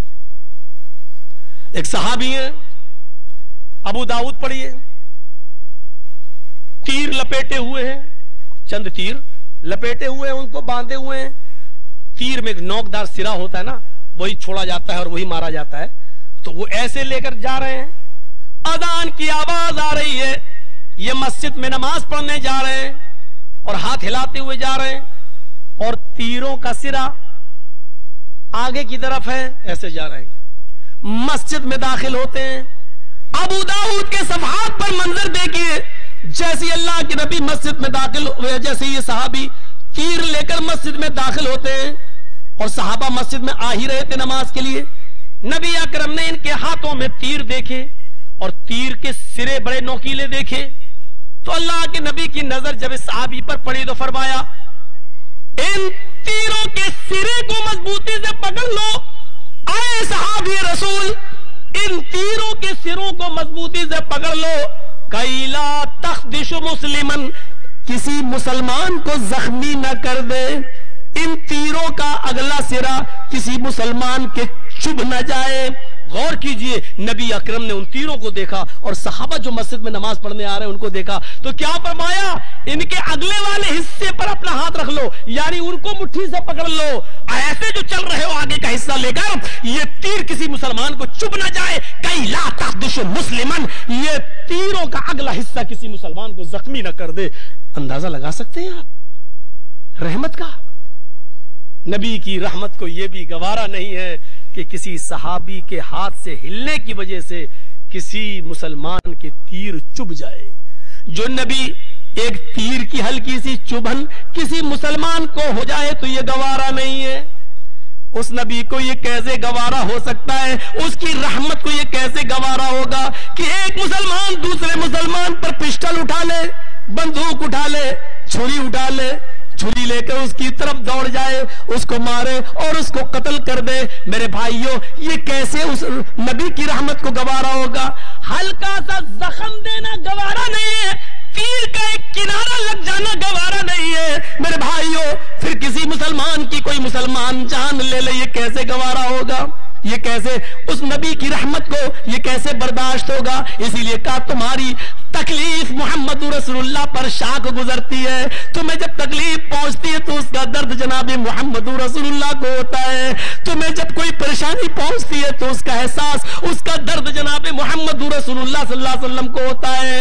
ہاں، وہ تمہارے فائدے کے بڑے متمنی رہتے ہیں، وہ تمہارے فائدے کے بڑے خواہش مند رہتے ہیں۔ ایک عورت اللہ کے نبی کے پاس آتی ہے، کہتی ہے اللہ کے رسول مجھے مرگی کی بیماری ہے, مجھے مرگی کا دورہ پڑتا ہے, میں مرگی کا دورہ جب پڑتا ہے تو میں زمین کے اوپر گر جاتی ہوں, اے اللہ کے نبی میری شرمگاہ کھل جاتی ہے, فادعوا اللہ لی, اللہ سے میرے لیے دعا کیجئے کہ اللہ مجھے اس بیماری سے نجات دے دے. اللہ کے نبی نے اس عورت کے فائدے کو ملحوظ رکھا, فرمایا اے خاتون تیرے لیے میرے پاس دو آپشن ہے, تیرے لیے میرے پاس دو راستے ہیں. پہلا راستہ یہ کہ میں تیرے لیے دعا کر دیتا ہوں اللہ سے اور اللہ تجھے اس بیماری سے نجات دے دے گا, میں دعا کر دیتا ہوں اور تو اس بیماری سے نجات پا جائے گی. یہ پہلا آپشن ہے, لیکن جنت کی کوئی گارنٹی نہیں ہے, تم اپنے اعمال کے مطابق جنت میں جا سکتی ہو. ہاں دوسرا آپشن یہ کہ میں تمہارے لیے کوئی دعا نہیں کرتا ہوں, یہ بیماری جو تمہیں ملی ہوئی ہے اس بیماری میں تم رہو اور صبر کرو. مرگی کی جو بیماری تمہیں ملی ہے اس بیماری میں تم صبر کرو, صبر کرو اور معاملہ اللہ کے اختیار میں چھوڑ دو. ہاں اگر صبر کیا اور اس بیماری میں صبر کرتے کرتے تمہارا انتقال ہو گیا, اس بیماری میں اگر تم اللہ کو پیاری ہو گئی, تمہارا انتقال ہو گیا, لکل جنت, تو تیرے لیے جنت ہوگی, اس بات کی گارنٹی میں دے رہا ہوں.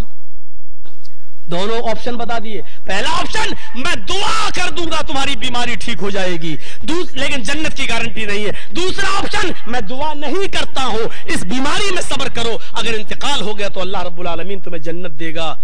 اس عورت نے کہا اللہ کے رسول پھر دوسرا آپشن ٹھیک ہے, میرے لیے دعا مت کیجئے, میں جنت چاہتی ہوں, میں اس بیماری میں صبر کروں گی, لیکن اتنی دعا تو کر ہی دیجئے اللہ سے کہ جب میں زمین پر گروں تو میرا سطر نہ کھلے, میری شرمگاہ نہ کھلے, میں برہنہ نہ ہو جاؤں, میں ننگی نہ ہو جاؤں. اللہ کے نبی نے کہا ٹھیک ہے میں یہ دعا کر دیتا ہوں, اور اللہ کے رسول نے یہ دعا کر دی. تو آپشن بتا دیا اور فائدہ بھی بتا دیا کس میں ہے. یہ آپشن ہے دعا کر دوں گا یہ ہوگا, لیکن دعا نہیں کرتا ہوں, دوسرا آپشن صبر کرتی ہو اور انتقال کر جاتی ہو تو تمہیں جنت ہے. وہ تمہارے فائدے کے بڑے حریص ہیں, وہ تمہارے منفعت تمہارے فائدے کے بڑے خواہش مند رہتے ہیں. میرے بھائیو قرآن کی اس آیت سے ہم نے یہ واقعہ ملا کر ٹچ کر دیا اور بتا دیا کہ کیسے کیسے فائدے اللہ کے رسول صلی اللہ علیہ وسلم ہمارے دیکھنا چاہتے تھے, اور ہمارے فائدے کے خواہش مند ہر وقت ہمیں فائدہ ملے, اور جتنی بھی دعائیں بتائیں وہ ہمارے فائدے ہی کے لیے بتائیں. سوتے وقت بستر پہ جاؤ تو یہ پڑھ لو, صبح اٹھو تو یہ پڑھو, یہ تمام دعاؤں میں ہمارا فائدہ ہی تو ہے. من قرأ آیت الکرسی بعد کل صلاۃ مکتوبۃ لم یمنعہ من دخول الجنۃ الا الموت. ہر فرض نماز کے بعد جس نے آیت الکرسی پڑھی اور اس کو اپنا معمول بنا لیا, اس کو جنت میں جانے سے سوائے موت کی اور کوئی چیز نہیں روک رہی ہے. غور کرو, یہ ہمارے فائدے کی چیز ہے, اس لیے ہمارے نبی ہمیں بتلا رہے ہیں. الا ادلکم علی کنز من کنوز الجنہ, بخاری کے الفاظ, کیا میں تمہیں جنت کے خزانوں میں سے ایک بڑا خزانہ نہ دے دوں, کیا میں تمہیں جنت کے خزانوں میں سے ایک بڑا خزانہ نہ دے دوں. صحابہ نے کہا قالوا بلا یا رسول اللہ, کیوں نہیں, جنت کا خزانہ کون لینے سے انکار کر دے گا. فرمایا قل لا حول ولا قوت الا باللہ, اڑتے بیٹھتے لیٹتے سوتے جاگتے کھاتے پیتے چلتے پھرتے تم لا حول ولا قوت الا باللہ پڑھتے رہو, یہ جنت کے خزانوں میں سے ایک بڑا خزانہ ہے. حریص علیکم, وہ تمہارے فائدے کے بڑے متمنی رہتے ہیں, خواہش مند رہتے ہیں. مومنوں کے ساتھ بڑا رحم کا معاملہ ان کا کچھ خاص ہے, مومنوں کے لیے کچھ خاص ہے. یہ خاص واقعات ہی تو تھے جو ہم نے آپ کے سامنے رکھ دیے ہیں. اللہ کے نبی صلی اللہ علیہ وسلم فرماتے ہیں کوئی بھی شخص گھر کے اوپر کھلی چھت میں نہ سوئے. کھلی چھت اگر اس پر مڈیر نہ بندی ہو, اس پر دیوار نہ ہو, رکاوٹ نہ ہو. گرمیوں میں بہت سے لوگ گھر کی چھت پہ سوتے ہیں نا, اور کھلی ہوئی ہے, کوئی دیوار کھڑی نہیں ہے, سو رہے ہیں, اچانک کوئی ڈراؤنا خواب دیکھا, اٹھ کے بھاگے, پتا چلا گرے 3 منزل نیچے اور مر گئے, پھٹ گیا سر, مر گئے. اللہ کے نبی صلی اللہ علیہ وسلم نے یہاں تک فرمایا گھر کی کھلی چھت پر اگر کوئی آدمی سو رہا ہے تو میں بری ہوں اس کی موت سے, میں بری ہوں, میں بری ہوں. میرے بھائیو آپ نے منع کیا ہے کہ گھر کی کھلی چھت پر آپ ایسے نہ سوئیں جب تک کہ اس کی مڈیر نہ باندھ دی جائے. میرے نبی کی رحمت کو یہ بھی گوارا نہیں ہے کہ میرا کوئی امتی گھر کی چھت پر سو رہا ہے اور کھلی چھت پہ سو رہا ہے, رات میں ڈر گیا, اٹھ گیا, چلنے کی بیماری ہے, اٹھا اور اندھیرے میں دیکھ نہ سکا اور نیچے گر گیا اور مر گیا. یہ رحمت نہیں ہے نبی کی تو اور کیا ہے. بالمؤمنین رؤوف الرحیم, مومنوں کے ساتھ یہ رحم کا کچھ عجیب معاملہ, کچھ خاص معاملہ ہے. میرے نبی کی رحمت کو یہ بھی گوارا نہیں.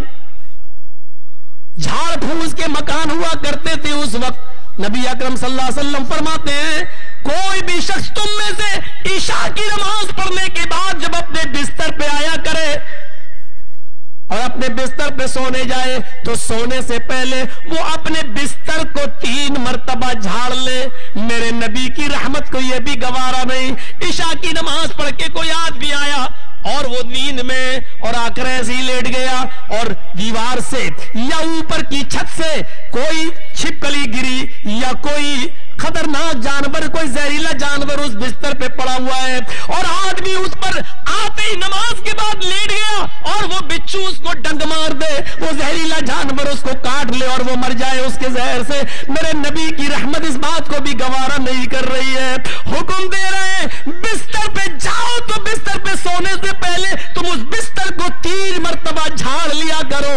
جھاڑنے کے لیے کوئی کپڑا نہ ملے تو اپنے لنگی تہمت جو پہنتے ہو اسی کے کونے سے اس بستر کو 3 بار جھاڑ لو، اس کے بعد سویا کرو۔ میرے پیارے ساتھیوں، میرے نبی کی رحمت اس بات کو بھی گوارا نہیں کر رہی ہے۔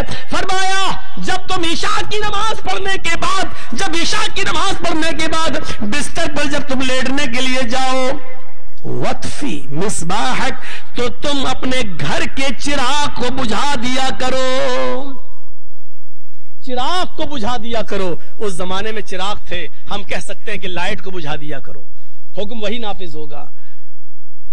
نبی اکرم کے زمانے میں ابو داؤد کے اندر یہ حدیث آئی ہے، نبی اکرم کے زمانے میں ایک صحابی کے یہاں چراغ جل رہا تھا اور پورے کے پورا گھر سو رہا تھا، ایک چوہیا نکلتی ہے اور اس چوہیا نے چراغ کی بتی کو اپنے منہ سے کھینچ لیا اور کھینچتے ہوئے لے گئی اور گھر کے کونے تک لے گئی۔ گھر کے اس ایک کونے میں کوئی کپڑا پڑا ہوا تھا، اس کپڑے نے آگ پکڑ لی اور دھیرے دھیرے پورے کا پورا گھر جو کھجور کے پتوں سے بنا ہوا تھا، پورے کے پورے گھر میں آگ لگ گئی اور وہ صحابی اسی میں جل گئے، ان کے بچے بھی جل گئے۔ میرے بھائیوں، محمد رسول اللہ کو اس کا علم ہوا، نبی کی رحمت نے گوارا نہیں کیا، فرمایا وطفی مصباحک، جب تم بستر پہ سونے جاؤ تو چراغ بجھا دیا کرو۔ محمد رسول اللہ کی رحمت یہ بھی گوارا نہیں کر رہی ہے کہ میرا امتی جلتا ہوا مسواک چھوڑ کر سو جائے اور رات میں ہوا تیز چلے اور مسواک اور چراغ اڑ جائے،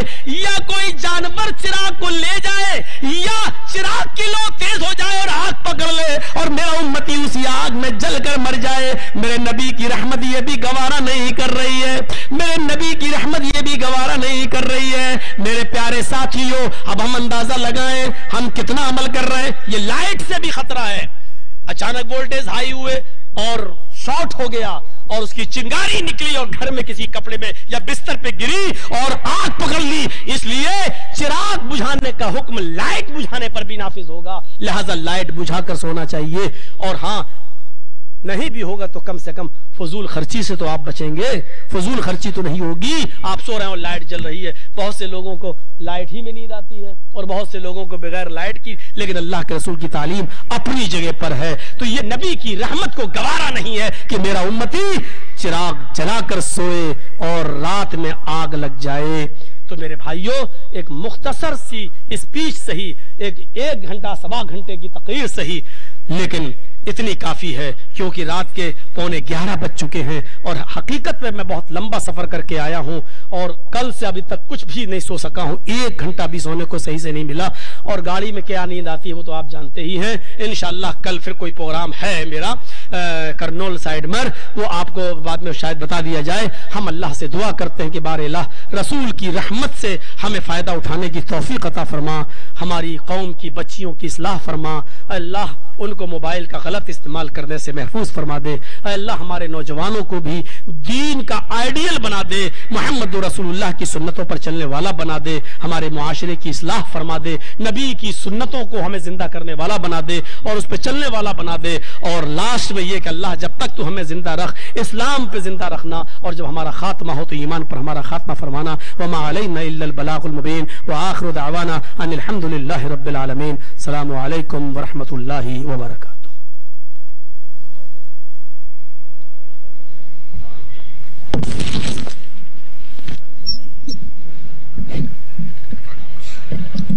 السلام علیکم ورحمۃ اللہ وبرکاتہ۔ जज़ाकुमुल्लाह खैरा व अहसनल जज़ा। शेख साहब बहुत दूर की मसाफत से जो है यहाँ पहुँचे हैं और फिर जो है अपना पूरा वक्त जो है आप लोगों के सामने बिताए। जज़ाकुमुल्लाह खैरा व अहसनल जज़ा। मोहतरम भाइयों, जैसा कि मस्जिद के ताल्लुक़ से चंदे का ऐलान किया गया था, जो हजरात नहीं दिए हैं वहाँ गेट के पास बच्चे हैं, उनको जो है अपना जो है चंदा दें। और बहुत सारे हजरात शायद ये समझते होंगे, बहुत कम लोग, कि चंदा जो है देना ये बहुत गिरा गुजरता है, लेकिन ये चंदे यानी जब तक हम देते रहेंगे अल्लाह हमारे को खैर और बरकत में रखेगा, इसको हम सोचना चाहिए।